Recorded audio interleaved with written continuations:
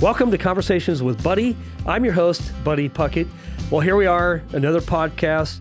And as you know, we talk about faith, family, finance.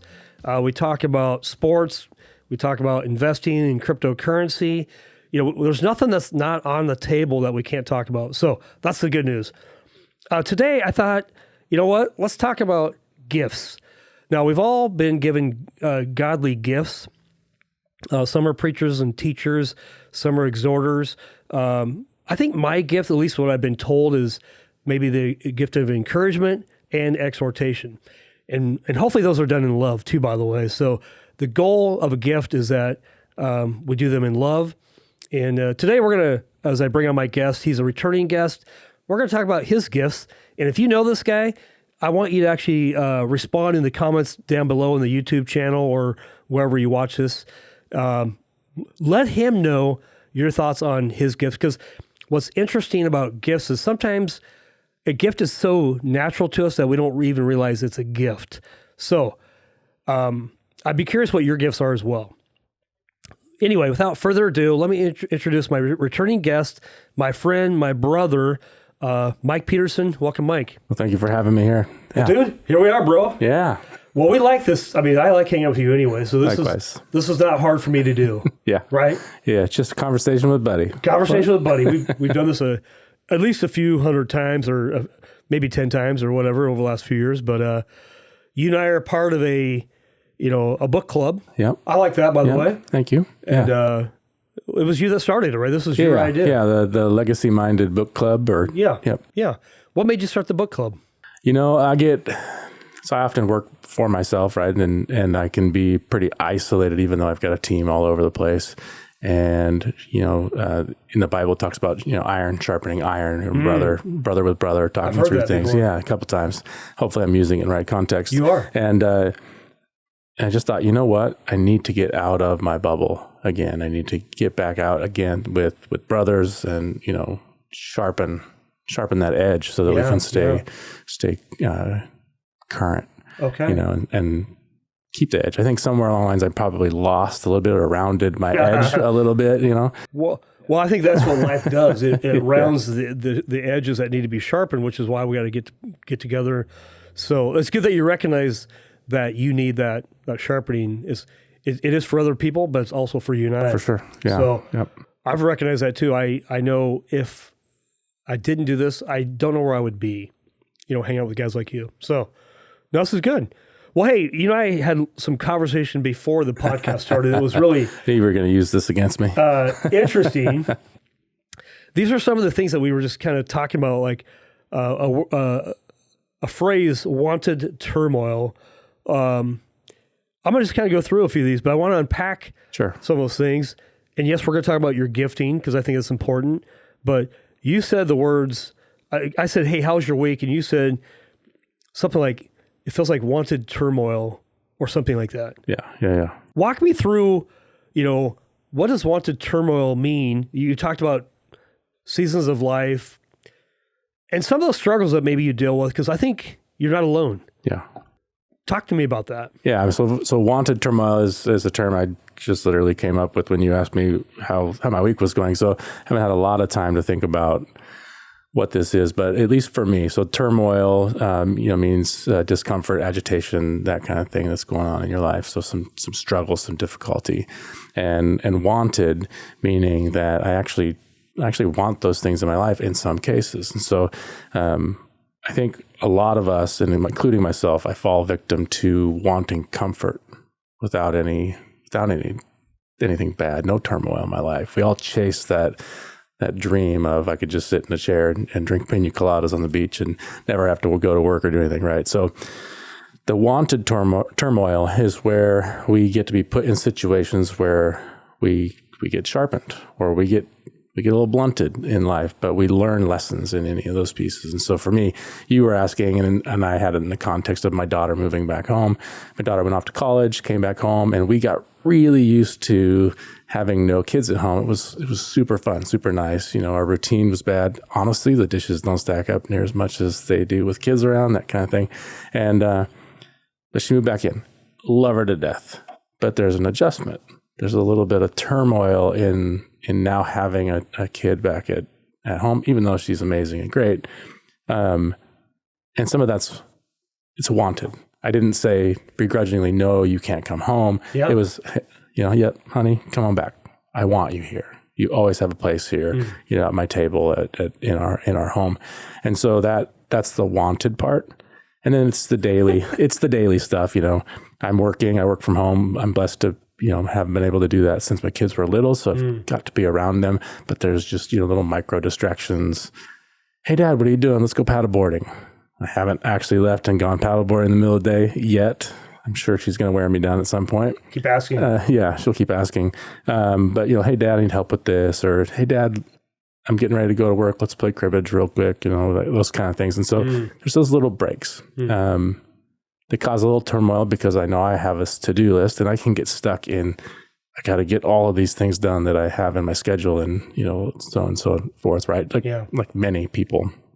But to put aside the to-do list for a moment and just spend time with the people that are around you, that's the wanted part. There's a little turmoil. Yeah. Right? A little agitation. Like, That's interesting. So I see you as a guy, you've coached me before. And so you're a business owner, you have a marketing company. And so I can't coach myself. So I hire guys like you that can coach me. But I think to your point, we can't coach ourselves very well. We think we can. Been trying a long time. But we cannot, which means we have to hang around people. Yeah. And hasn't God called us to be in community? And yes, it is difficult. I would say wanted turmoil. I mean, we like the idea of not being bothered, being on the couch. You said drinking pina coladas, whatever it is. Yeah. Reality is we want the challenge. We like the challenge. And so I guess how do we navigate wanted turmoil to embrace the suck, so to speak? How do we go to that? And, talk about morning routines, being disciplined. Because you said since July 4th, you kind of got derailed. I did get derailed for sure. Okay, we're going to unpack that, baby. Because that's the mystery of Cinnamon Toast Crunch, by the way. Oh, man. I haven't had that in a long Yeah. It's my vice. It's my vice. It's your vice, Cinnamon Toast Crunch. Yeah. Okay. All right. Yeah, I have vices. My wife made some chocolate chip cookies yesterday. Those will be my vice too. Those are a problem for me. Thank you, honey, for making my cookies. And okay. So wanted turmoil, but the very fact is that's how God wired us to not be isolated, to your point, but to be in community, book club, your marketing group. Because, after COVID, we work from home. I work from home too, probably 95% of the time. Yeah. I actually like it. Me too. But I still got to get up early, go meet guys for coffee. Like I told you this morning, I went out for breakfast with a guy from my Bible study. Nothing brings me greater joy. I just make sure it's at 7 a.m. Not everybody wants to get up at 6 or 7 to go have coffee or breakfast. But so your daughter moves back home. We talked about seasons of life. Sure. Let's unpack that a little bit. And by the way, so Mike's been on here before. I'd like you to encourage you to go back and just listen to his first podcast to really get to know who Mike is. He's a business owner. He's a married guy. He's got 2 daughters. He's been a friend of mine for a decade or so, and great guy. Goes to church on the hill. He's a guy just like the rest of us, and struggles. Perfectly flawed. Perfectly flawed. Amen. But now we're going to pick up on part 2, and it's been a couple years since we've done the podcast. A lot's happened in 2 years. A lot has happened in 2 years. So we're going to just unpack that. But your daughters both moved out. Yep. And one moved back in. Yep. Okay. So that's kind of where we're at. It's kind of, it sets the stage, so to speak. It sets the stage. Yep. You said initially it's a season, but then you said there are no seasons. So so this is, I'm going to derail the podcast potentially, but no, my brain works weird. I think it's part of one of my gifts, probably, if I have to sit here and actually accept that. I like that. So I was thinking the other day, so I'm in a season. For me, now this seasons, as I sit here and process, seasons come every year, right? We've got the 4 same seasons. We're blessed in Oregon to have 4 of them as opposed to 2 in some other places. Hot and cold. Hot and cold, or just cold and cold, or whatever. Cold and cold. Whatever it is. Yeah. And I think think now what I said earlier is probably wrong. So we all have seasons in life. And so, when my wife and I was actually just talking about this morning, my wife and I'm blessed. This is PG-13, I'm guessing, podcast. Hey, I don't have no censor, so you can make it whatever you want. My wife and I are blessed that really we just can't keep our hands off each other. It's an amazing thing after 27 years of being together that we just love each other, right? That's the way marriage should be, by the way. I hope so. Amen. Reading Paul this morning, I wasn't quite sure, but yeah. Paul, he was a single dude. In Corinthians, Corinthians. Anyway, so I was just talking about how amazing it is that my wife and I still love each other that much after all these years, and I was giving her a hard time, like, oh yeah, you didn't used to love me like this or whatever, and she was like, no, I have always, whatever. She'll argue. She's really good at manipulating me for all the right reasons, and so, and what I realized, I go, no, we just had, I talked about different assignments. When the kids were younger and living home, we were distracted with dealing with the moment of them and whatever they needed for attention and whatever, life had for chaos as we were trying to fit it all together and make it work and still grow. And so that was a season that we were in, and now we're in a new season. And now, my kid moved back, which again, wanted Turmoil. I love it. And she's amazing. But now that season has shifted. And so that kind of made me think, well, maybe there is no seasons. Maybe it's just life. Life just happens. I don't know that there's a significant distinction in one way or the other. I think you could argue both. But for me, I would look at seasons like, yep, check box, done, moved on. What's the next phase? And like I said, I think phase maybe is a better word. Yeah. But the reality is I know people who have had kids move out and then, they had grandkids and something happened through circumstance and grandkid moves in with grandma and grandpa. And now they're back in the season of we've got to raise kids and do stuff. And so, I don't know that there's an important distinction there. It's just sometimes I tend to over process. Yeah. Paralysis by analysis a little bit. That would be me. Again, you as my coach don't do that. I mean, you've helped me through, I've got my own issues. You helped me. I think you were a part of this podcast, by the way, launching this. Long time ago. Right? And I think that's really cool. I could not have done it on my own. Yeah. Couldn't. There's no way. And so here's the deal. That's why we're designed for each other. Yeah. On my own, I'm a lost cause with a guy like you. You help me. On your own, well, you can kind of get stuck in your own thoughts, and that's a dangerous place to be. Yep. I go to the verse a lot. Seek first his kingdom and his righteousness. This is Matthew 6:33, and all these things will be added unto you. But oftentimes we're seeking, what season am I in? Why is this happening to me? What am I going to have for breakfast? Mm-hmm. What about me? And so maybe the paralysis by analysis. I'm just thinking of myself too much. That's key, right? So I actually had that revelation as well, kind of last week or whatever moment was that when I was in a funk, I started realizing I was only thinking about myself or me, the victim mentality, whatever it is you have. And I actually actively teach my clients and my kids and all stuff, don't get stuck in that victim mentality. That there's always something we can take action on. And yet for me, it's the hardest thing for me to break free from, without an outside perspective of saying, hey, you realize you're talking negative about stuff constantly or whatever. Yeah. I need that reminder because I can't self-censor sometimes in that case. I was just thinking, if we're isolating, how do we even recognize when we are self-focused? That's why we hang out with each other, because for you and I to have a conversation, you actually have to listen to me. You have two ears, you have one mouth, and you got to listen. Mm-hmm. But I also have to listen to you. And so part of that is an exercise in, this is not about me. It's about Mike. Mike's going to tell his story. Yeah. And so that's interesting that, and I think, again, I've quoted this verse a million times, Proverbs 18:1. And basically, it's a person who isolates seeks his own desire. He quarrels against all sound wisdom. Mm-hmm. The problem is we don't even know we're doing that. Yep. And so the iron sharpens iron. We have to get out of our comfort zone, the couch mentality, the feel good. today's Friday, right? I love Yes, it is. Fridays. It going into the weekend, I can kind of let my hair down. I can relax just a little bit. I may not shave. I actually shaved today, so my wife will appreciate that.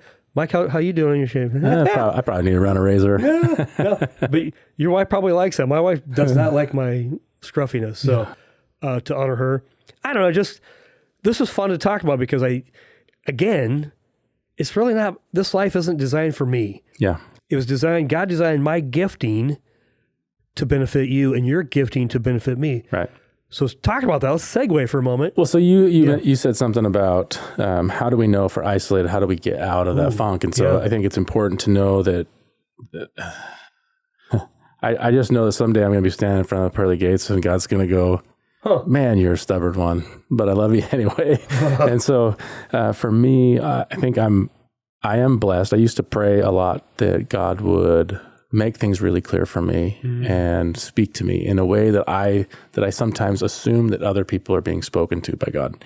For me, it comes in the form of a whisper that happens repeatedly. And it might take me a really long time to pick up that whisper or that comment that I hear from somebody else, but it's in line with something that I'm hearing over and over again, either internally or whatever. And I think for me, when I finally get to that point where I'm like, oh, I'm hearing the same thing over and over again, something needs to change. I need to do something with what I'm being whispered with, right, wrong, or indifferent. Do something with it. I am also blessed that I'm not entirely alone. I've got an amazing wife who calls me out on stuff all the time, and I love her for that. Be thankful, man. Yeah, we definitely are a yin and yang, so to speak, right? Yeah. In life. Are you yin or yang? I have no idea what that, I have no idea what that it's means. What she tells you are. Yeah, that's what I am. Okay, yes, dear. That's what I am. Yeah. So sometimes we'll have conversations about, hey, this is what I'm struggling with. This is what's going on. And she'll say, okay, get over it. Move on. It's not who you are, That's so good, man. It almost sounds like her gifting maybe is encouragement. Would you say? Yeah. And does she recognize that? I think it has been mutually learned. So I think when we got together initially, we've taken some tests in the past and they would call us a power couple, but that power couple also can be horrible for each other if you don't figure out how like yin and yang. Yeah. Like complete opposites. Yeah. And I think she has shaped me just as much as I have shaped her over the years. And so we're just in this season, I'm going to use it this way, but we're in a season where things are clicking and good. And we've gone through enough hard times together that we realize that we know kind of how to nip that in the butt a little bit when we start to go down that path and recognize each other. So we're there to support. Yeah. Sounds like you're 27 years into marriage and we're just starting to finally get it. Like, Yeah. I mean, how many times can you hit your head against the wall and realize making your head bleed is not the right way? Yeah. A lot, apparently. Yeah. Apparently. Okay. Let's don't do that anymore. And let's figure out a different way. This is, God creates marriage to keep us humble. I mean, I don't got it all figured out and I don't think you probably do either. No. All right. So let's talk for a moment, segue into gifting. Okay. What are your gifts? What would your wife say your gifts are? What do your friends say your gifts are? And do you recognize them? No. I'm sure. I recognize a few. I've taken enough personality tests and quizzes over the years and spent enough time thinking about what are my strengths and where am I at, that one of my blessings and curses is strategic thinking. And so I overthink. It's probably very evident in this podcast as I'm sitting here contemplating two sides of things constantly. Yeah. But I have a gift of being able to look at a situation holistically and see multiple different paths and then chase those paths mentally for whatever outcome. Now there's all kinds of bias that could go into that and it could make the wrong choice. All those things. Not every horse is a winner, right? But every horse runs the race, right? Yeah. So if we're going into strategy, I'm very good at quickly realizing what it is, all the fluff that needs to get removed for other people to get to where they need to be or what they want to do. That's a gift. Listening to other people is a gift. I have immense amounts of empathy for people. It actually tears me apart when I watch people go through stuff that I'm like, I know how to help you get out of that. But yet, this is actually the hardest season I'm in with kids. Yeah. Right? They're little adults. Yeah. They're doing stuff, and I'm going, oh gosh, I know where that's going to go. And I try to give advice, but Jordan Peterson's "Don't cast pearls before swine," something like that. Yeah, that's one of my favorite verses. Yeah. Well, just real quick on that advice piece is, I have adult daughters, a little bit older than your daughters, but I had to learn this one here is, it talks about unsolicited advice is criticism, and asking, hey, I've had to learn, hey, I kind of see where you're going. Can I ask you a quick question? Hey, what are your thoughts? Where will this take you? Is that where you want to go? Learning just to ask better questions rather than, because you and I know the answer. Yeah. But I'm pretty stubborn. If you told me not to do something, just because I'm rebellious, I'm going to go do it anyway. Yeah. I don't care if I'm 56 years old, Mike. I know me. Like my wife knows. Like if she wants me to do something, she'll say, "You probably can't do that." I'm like, that's my rebellious nature saying, "Yes, I can." Yeah. If she says, "Do it," I won't do it. So how do we then parent our adult children by not telling them our advice? Yeah. I like your ask better questions. I've been leaning into, I guess it has been some questions, but it's more about just loving. Just, hey, I think okay, if that's the decision you're going to make, I'll support you. Yeah, go for it. Oh, smoke weed? Sure. Yeah. I mean, maybe not that one. No, so you think smoking weed's the best thing to do? Okay, interesting. Yeah. Tell me more about that. Okay, I'll support your decision if you think it's good. Yeah. Yeah. Probably not. I probably wouldn't go that I'm being far, sarcastic, but you are. But at the end of the day, don't we want our kids to think for themselves? Like, interesting, I like that. How about this one here? Interesting. Tell me more. Yeah. Well, hey, smoking weed's the coolest thing, or whatever it is, whatever thing that they're doing that is not good. How do you? So tell me more about the thing. Yeah. And I will ask them a lot of times if something's going on, and a disclaimer, that's not true story about the weed part, but okay, good. I will ask them about how is, you said serving, but I'll say, how does this get you where you were thinking? How does this help you with what you're doing, or what's your actual goal? Ooh. Is your actual goal, to do whatever, you get a job somewhere or do whatever? Is that helping you or distracting? And it's probably, as I'm sitting there giving advice verbally, I'm sitting there thinking to myself, yeah, Mike, now apply that to your own life. You hypocrite, right? I'm a hypocrite all the time. And my family tells me that. Like, oh yeah? They give me my own advice back, and they'll just see me get red in the face for a minute. And I'm like, that's awesome. Yeah. Right? I mean, but we're all hypocritical because I can see clearly what you need to do, Mike. I mean, you're a marketing guy, and I'm going to tease you on camera. I think you should post more videos and more content, and you should. Yep. I can say it, but then I also have to say, well, am I doing that? But hypocritically, you as a marketing guy would get a guy like me to do more videos. You've made me do videos, and I don't really like them. But then struggle yourself. We all are hypocritical. So you're off the hook because we all do it to some degree. I think that... Don't leave me off the hook. Actually, push me on it. Keep you on the hook. I need that accountability. The hook is I don't give advice anymore. I mean, unless you go, hey, buddy, I need some advice on, well, could be a mortgage, could be marriage, could be investing, could be whatever. It's like, okay. But the question, I'll try not to give advice, but I'm going to...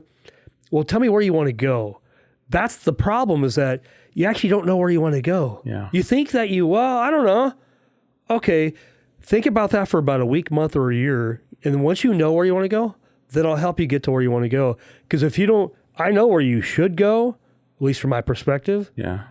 But if you can't articulate that, I'm throwing my pearls before swine. Yeah. Yeah, that's good. That's good. I think really the question is, where do you want to go? And here's a better way to say it, just my thoughts. If I say, where do you want to go? Well, that's a really generic statement. But if I can say, hey, Mike, how old are you right now? 45. Dude, you're just a baby. I'll be 46 soon. Okay. Very soon. What day? End of the month. July 31st. July 31st. Yep. 46. 46. If I said, hey, Mike, at age 56, 10 years out, we can paint any picture we want. Where do you want to be at age 56? How much money you want in the bank? How many homes you want to own? Do you want to be retired? Where will you live? How many hours a week do you want to work? If I could have you paint that picture, it's going to be easier to drive that truck for the next 10 years because you have more runway. But if I said, Mike, where do you want to be? And you're like, buddy, I'm just trying to get through Friday. Would you agree? I mean, is there any truth to that? For sure. So I used to do a lot of planning when I felt like I had it all figured out. Yeah. And now I don't have anything figured out. But so I used to do a lot of planning in that. So I'll have conversations a lot with my wife about like, what do we want? Like, hey, we're not getting any younger. What do we want? What does our life look like? Would you rather go travel often, or would you rather have more property and kind of be homebound, but we've got a mini zoo or whatever it is that she really wants. And so we'll have those conversations, but we keep, like, for right now, we're still in that season of like, what is it that we both kind of desire and want? And for me, it's a hybrid. Like, if I could make all of my wife's dreams come true and my own, it would be, we'd have 500 acres somewhere, and somewhere hopefully that's not super cold all the time, right? Not too hot that we can't grow grass, that kind of thing. And then we would travel like a couple times a year, but extended. So it would be the people that would take care of the property and farm and do that kind of stuff, and then we would be able to go travel for 3-4 weeks someplace and get immersed in a culture and meet people and hang out. I like the touristy stuff for about a minute. Yeah. And then I like to meet people and talk to them and what's going on. And like, I'll have conversations with our cab drivers and learn about their family and do all that kind of stuff, just because I think genuine connection with people is amazing. Yeah. I often can get stuck in the doom and gloom of the news where I'm like, there's nobody good in this world. Everybody's horrible. And then you're like, oh, you read a story like Jacob Espinoza points out a lot of the good stuff on his What's Happening Salem and that kind of stuff. And I think we need more positivity. We need more of God's light in the world being shined, out, so that everybody else can see that, what, as humans, we're actually pretty darn cool. And there's some positivity, out there. And so when I get to meet people one-on-one, you can find the glimpses. Yeah. Even if they're going through hard stuff, you're like, wow, there's a light in you. It's awesome. Yeah, we all need the light being Jesus. Yeah. But then you go, well, all have fallen short of the glory of God. All have sinned and fallen short of the glory of God. And then Jesus says, why do you call me good?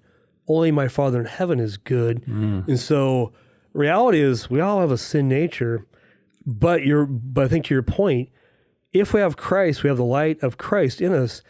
It's his glory that people are seeing, because Buddy's not good. Yeah. Left alone, isolated, I'm not a good dude. Yeah. And so that's the reality. If I want to be a better dude, I got to be able to be accountable. I got to be reading my Bible. I got to be praying. I got to show up to meetings with you, and you got to set me straight in a loving, kind way. So back to gifting. Yeah. How do we bring Mike's gifts in? What are they? I heard you say them from a biblical standpoint, preacher, teacher, exhorter, encourager. And there's other gifts too. I don't even know them all. Sure. Gifts of tongue, I think, was one of them. Gifts of tongue. Yeah. What's that mean to you? And how do you use your godly gifts daily, not for your benefit? Because the gift isn't for you. It's for somebody else. For somebody else. Yeah. So are you thinking about that? That's really as you serve people. I think that's probably part of the struggle that I go through in different phases, different seasons, right? And so there'll be times when I'm not hiding and I'm actually talking with more people and talking with clients or getting out with meetings with you and with other people. And those are the times when I feel most connected, and it's not about me. It's just about, again, genuine connection. How can I help? Is there a way to serve? Is there somebody I can connect you with? You're an amazing connector, by the way. I get it from you, man. No, I wish.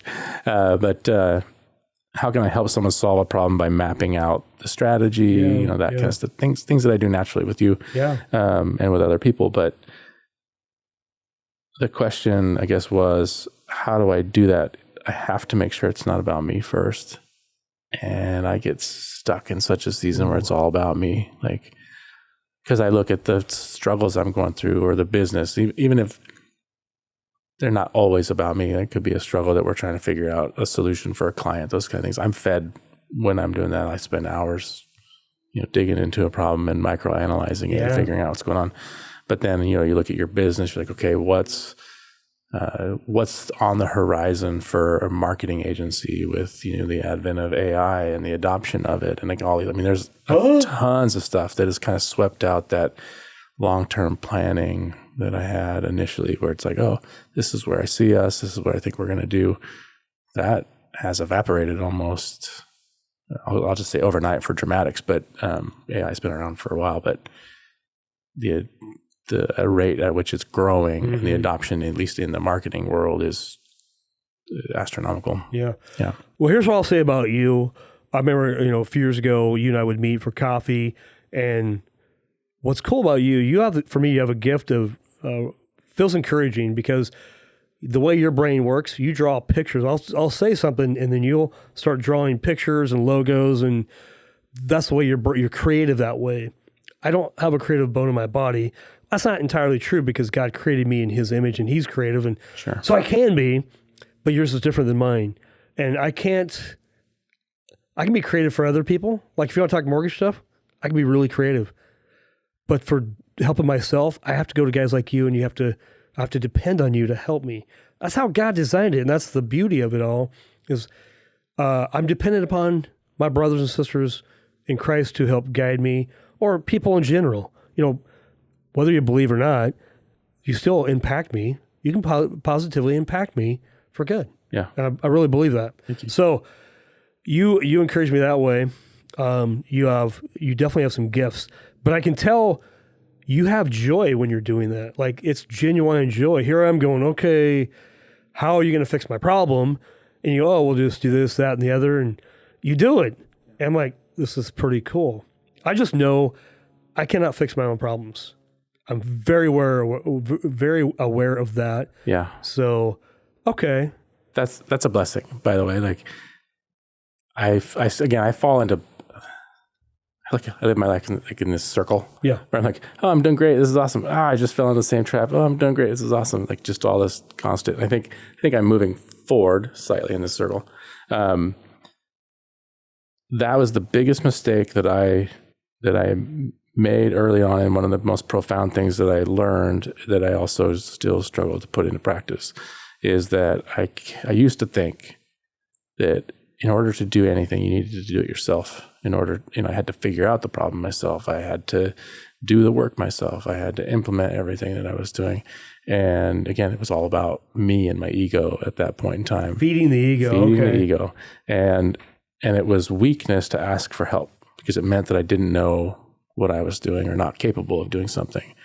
And then I got into some groups and around people, and I realized I can move so much faster with help from other people. Mm-hmm. I don't have to struggle with something, and you start to realize that maybe I'm not as gifted in all things that I think I am. There are other people with gifts, and it's okay to lean on your brothers and sisters to help. You're not extorting that gift. You're actually giving them an opportunity to live in their joy, like you said, and to help come together for something bigger and better. Yeah. It's crazy. It's mind-boggling. And, in the mortgage space, in the beginning, or any business, you do it all yourself. You're the cook, bottle, or your king bottle washer, whatever you want to call it, janitor, all the above. But then if you can figure out what you're really not just gifted at, but what brings you joy, and if you can stay in the lane of that and just delegate everything else, my ego wants to think that I'm better than anybody else at my job. My ego's like, yeah, you are. I'm like, no, I'm not. Yeah, you're. And so it's my ego sometimes that gets me up in the morning early, like, you got to beat Mike out of bed, or you got to be like David Goggins and whatever it is. Yeah. And I'm like, no, I don't want to live by my ego. We all have one, but it has to be in control. It doesn't control me. I control it. And so, well, okay. So talk to me about business. I know a lot's changed in business for you. You were 5 marketing for a lot of years. Still am, technically, from a parent company standpoint, but yeah. Oh, so your parent company is still 5 marketing. Walk me through like the journey since maybe even 2, 3, 4 years ago and where you're at today, what that looks like. Yeah. And why is it better? Time will tell if it's better. Yeah. It just is. It just is what it is. Just is what it is. Yeah. So, so I've got a company called 5 Marketing. I had an amazing business partner for a really long time. That business partner's portion has now sunsetted as of this last year. Yeah. So it's all mine for better or worse, I guess, at this point. 5 Marketing 2 years ago, just before we were doing the podcast, I think, or just after we did the podcast, I purchased a franchise opportunity in the marketing space that allowed me to expand my team without expanding the overhead. Well, a little bit, fractionally, the overhead that it would have to have a massive team of people to do that. People who were gifted in other areas that I could then lean on. So we did that. In that time, so in order to do that, I had to buy out an existing franchise. They weren't allowing any more in our area. So that was my first merger and acquisition, so to speak, to figure out that world. Went really well. Fast forward a year or so, kind of getting. Anytime you make an adjustment like that, there's kind of a learning curve of how do things work, and what does the output stuff look like, and what control do we have, and how do we dance? How do we dance together? You got a new partner, and so. Then I ended up purchasing 2 additional marketing agencies in that time, folding that in because we got pretty good at, I guess one of our gifts was retention, pretty good at doing customer service and making sure that people are taken care of and heard and understood. And so we learned that through the first merger and acquisition, bought another marketing agency out in another area, did the same thing. So, okay, we learned a few more lessons, and then did it again for another marketing agency. One of the hardest things with any marketing agency is churn. So people don't stay typically all that long because there's a lot of outside factors in marketing. People think it's like, oh, I'm going to go down the street and buy tires at Les Schwab. Well, I go pay for tires, I get tires, I drive home on my tires. Well, in marketing, you pay for marketing and output and advice, but sometimes you don't get the tires. Sometimes the marketing doesn't work the way that you think it's going to, and because there's a lot of external factors outside of your marketer's control. And I'm not blaming it. Good marketers dig in and figure out the problem and do that. And good customers or clients also help stay the course and realize that nothing's wasted. Yeah. We're just, figuring out how to dance together. Right. So people leave. And so churn rate across the industry is really pretty high. And so we, fast forward, we were doing really well. We had an employee that we brought in as part of that merger and acquisition for one of those businesses. Amazing guy. And then fast forward to date, things look different. So again, no business partner. My employee left for an amazing opportunity. And so I said, okay, great. I am me now. From all intents and purposes, my core is just me. I handle all the day-to-day of the business. I still have my team that does all of my output side, but I'm the strategy, the client service, the billing, all the things that it takes to run a business. So I'm also the sales department and all that. And I could not do that. The pessimist in me would say I'm not doing it well, but I'm doing okay. I'm pretty gifted at that dance at this point in time in my life. With AI, I'm actually able to leverage a lot of my time in that way, and have created systems. Again, that's another one of my giftings. Being strategic, if I can put the system in place, works pretty well. Not perfect, always learning and refining, but always. So that's kind of where I'm at to date. So I'm getting ready to launch my community of stuff for people. I think that's really the future in AI. I think as we continue going, I've seen this happen in other shifts throughout my time, my short 45 plus years on this earth. Is anytime we get a push towards some sort of technology, there's always kind of this resurgence that happens on their side. It's never a black and white. It's never, only technology wins out. And so I think what's going to happen pretty hard, and there's a lot of industry experts out there that would agree with me. And I'm not the first to say it, I'm sure. But the more we go down the AI and the path of technology, the more of a resurgence we're going to have for genuine human connection. And so I think, at least for me,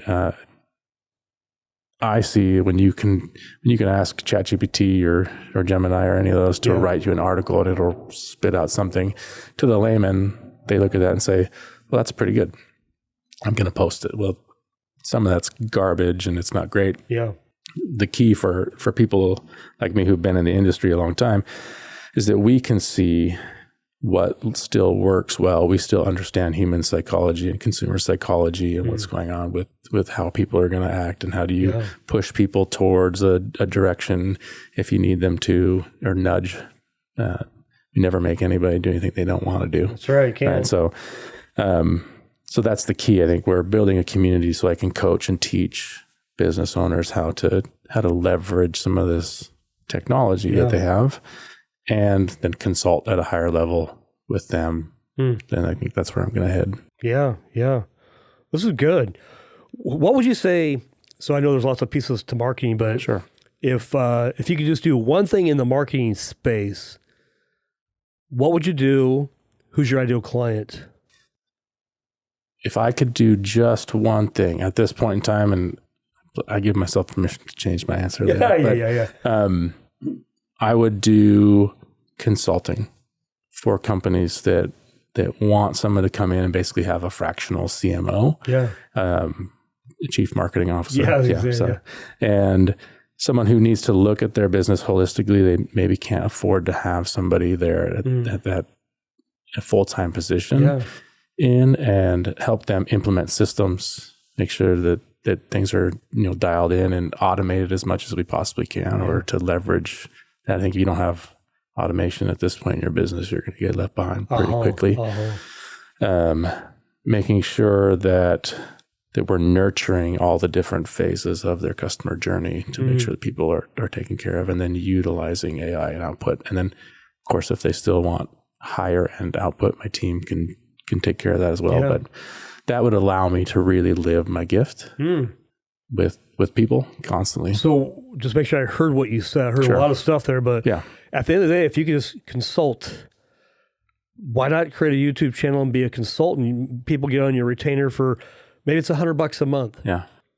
So now you have 1,000 people, $100 a month, you do the math, and you are available to go small, go big, direct the paths that they go, to be the trusted consultant where they know they're getting the straight answer from you.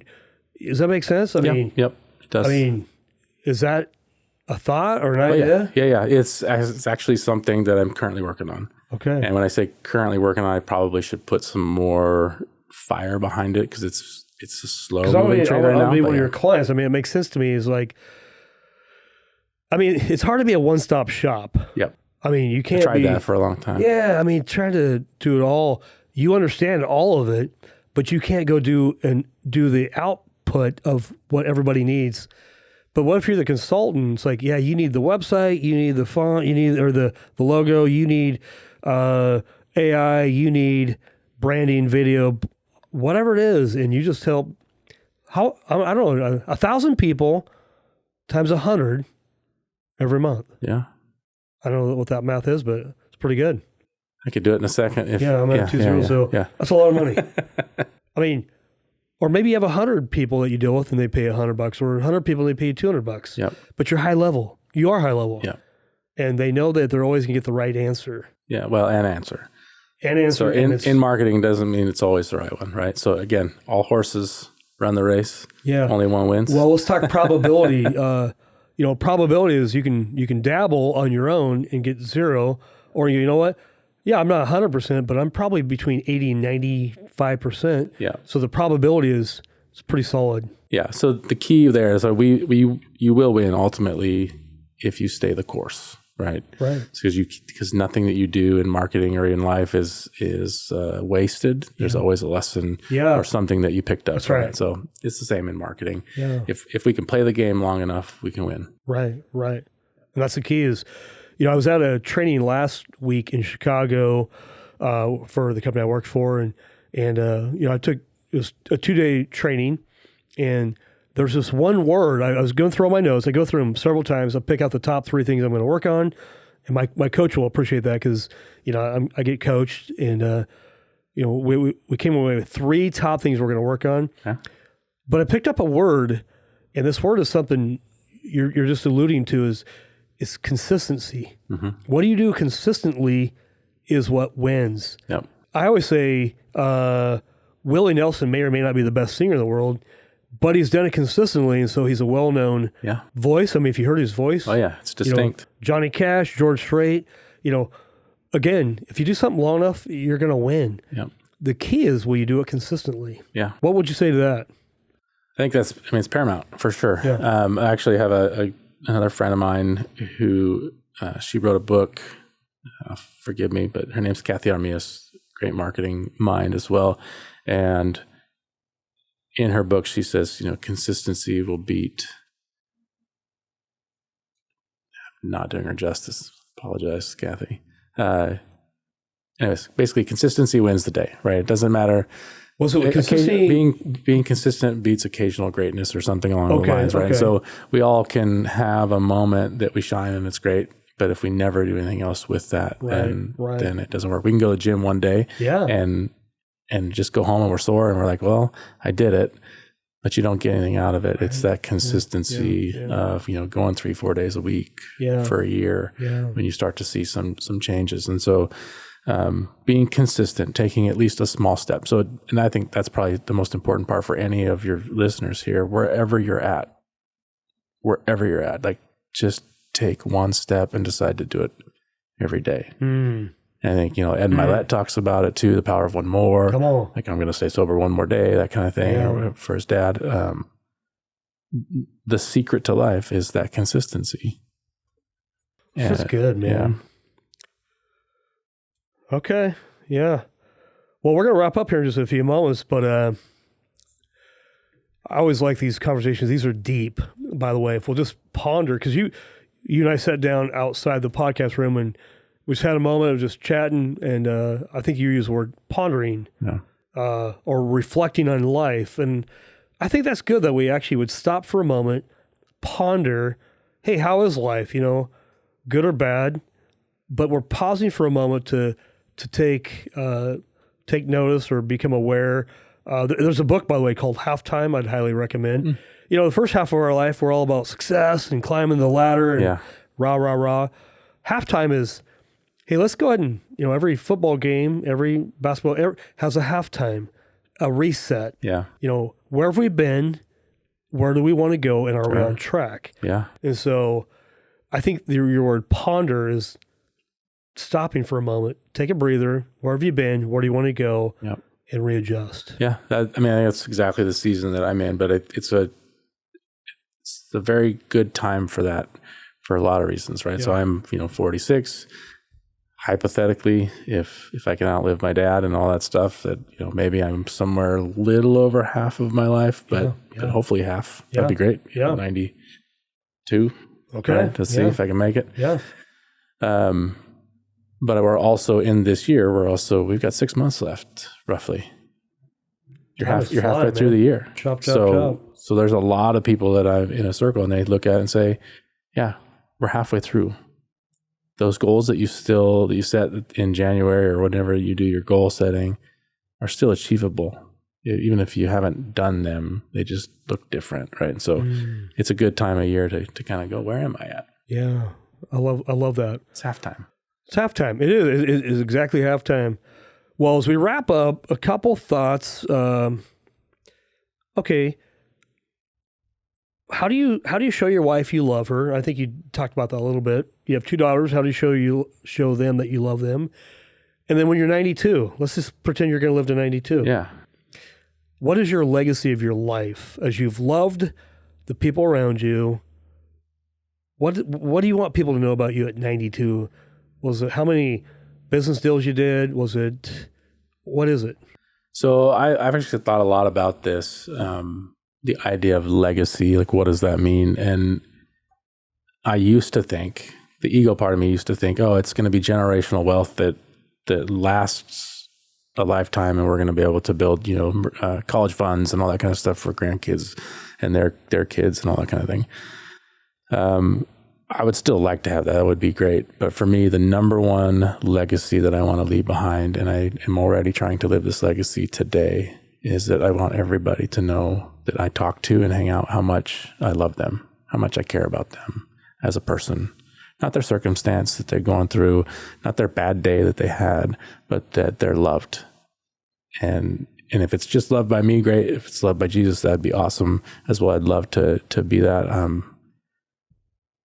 hadn't actually even thought of it being that heavy, before, but that's it. So I want the people, when I die, to go, he was a good man and I know he cared about me.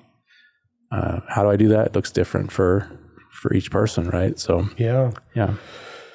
I think that's how we should live. We should live as though we're 92, and the legacy that we wanted to live out, we live every day. We don't just wait till we're 92 and go, gee, did you guys know I loved you? No, I wasn't aware. Yeah. But today you're 45, almost 46. Happy birthday, by the way. It's coming. You. Yeah.